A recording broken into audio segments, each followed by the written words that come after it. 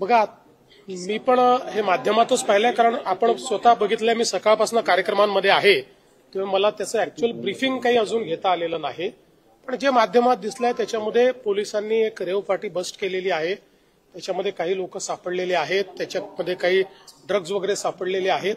आता मी पूर्ण याचं ब्रीफिंग ज्यावेळेस घेईल त्यावर याच्यावर बोलू शकेल. पण प्राथमिकदृष्ट्या अशा प्रकारचा गुन्हा घडलेला त्या ठिकाणी दिसतो. महामेट्रो तुम्ही आला आहात, महामेट्रो संदर्भात काय निर्णय झाला? न्यू मेट्रो असेल किंवा आणखी काही न्यू मेट्रो जे आहेत, न्यू जनरेशन मेट्रो संदर्भात काय झालं? चला, 10 कोटी प्रवासी पण झाले. मला या गोष्टीचा आनंद आहे की तुम्ही शेवटी महत्वाचा प्रश्न मला विचारला. जो खरा जनहिताचा प्रश्न आहे तो शेवटी का होईना या ठिकाणी तुम्ही विचारला, त्याबद्दल तुमचे आभारही मानतो आणि तुमचं अभिनंदनही करतो. आज माननीय केंद्रीय मंत्री गडकरी साहेब, इथले पालकमंत्री बावनकुळेजी, सर्व सन्माननीय आमदार खासदार यांच्या उपस्थितीमध्ये नागपूर जिल्ह्याचा जो कॉम्प्रिहेन्सिव्ह मोबिलिटी प्लॅन आहे तो आमच्या समोर प्रेझेंट करण्यात आला.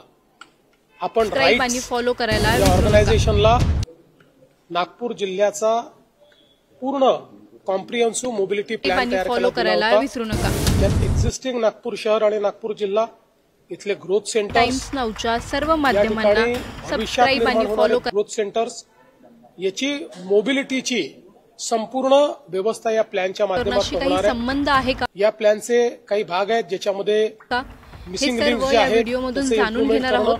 त्यामुळे व्हिडिओ शेवटपर्यंत नक्की पहा आणि टाइम्स नाऊच्या सर्व माध्यमांना सबस्क्राईब आणि फॉलो करायला विसरू नका. काही ठिकाणी अंडरपासेस व्हिडिओ शेवटपर्यंत नक्की पहा आणि टाइम्स नाऊच्या सर्व माध्यमांना सबस्क्राईब आणि फॉलो करायला विसरू नका. काही ठिकाणी आपल्या ट्रान्सपोर्टेशन सिस्टीम करता व्यवस्था तयार करणं, बसेसची व्यवस्था असेल, रॅपिड मास ट्रान्झिटची व्यवस्था असेल, विसरू नका. त्याच्यानंतर आपली मेट्रोची व्यवस्था असेल, याचं इंटिग्रेशन करणं, ट्रॅफिक सिग्नल्सचं इंटिग्रेशन करणं, ट्रॅफिक सायनेजेसचं निर्माण करणं, फुटपाथचं निर्माण करणं, फुटपाथवर सायकल लेन्स फॉलो करायला विसरू नका.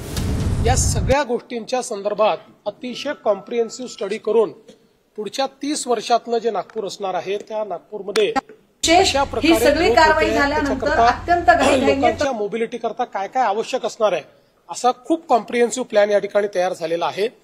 हा प्लॅन आता आमच्यासमोर प्रेझेंट करण्यात आलेला आहे. आता हा प्लॅन साधा प्रश्न आहे. गेल्या 4 दिवसांपासून खडसेंनी प्रश्न विचारले की हॉटेल ट्रायडंट मध्ये तुम्ही लोढाला भेटलात की नाही, सजेशन्स काय असतील तर ते लोढाला भेटलात. त्यानंतर हा प्लॅन 4 दिवस त्यांनी शांतता मौन करताना मग याचं एक फायनान्शियल मॉडेल आम्ही तयार करू की ज्याच्यामध्ये 3 फेजेसमध्ये, हा काही 5 वर्षात इम्प्लिमेंट होण्याचा प्लॅन नाही, 3 फेजेसमध्ये प्लॅन इम्प्लिमेंट होईल. त्यातलं फर्स्ट फेज हा 5 वर्षामध्ये आपल्याला इम्प्लिमेंट करायचा आहे. त्या दृष्टीने त्याचं एक फायनान्शियल मॉडेल आम्ही तयार करू आणि मग नागपूर आणि जे नागपूर मेट्रोपॉलिटन रिजन आहे या सगळ्याचा एकात्मिक विकास या मोबिलिटी प्लॅनच्या माध्यमातून केला जाईल. मेट्रो एकेकाळी म्हटलं जात होतं नागपुरात गरजेची नाही, मात्र सबस्क्राईब आणि फॉलो करायला विसरू नका. 4 दिवस त्यांनी शांतता मौन बाळगली आणि आज नेमकी खडसेंच्या जावयावर कारवाई झाली. तर चांगल्या प्रकारे मेट्रोचा वापर केलेला आहे आणि आता जे मेट्रोचे नवीन कॉरिडॉर आपण करतोय या कॉरिडॉरमुळे मेट्रोची रायडरशिप दुप्पट होणार आहे.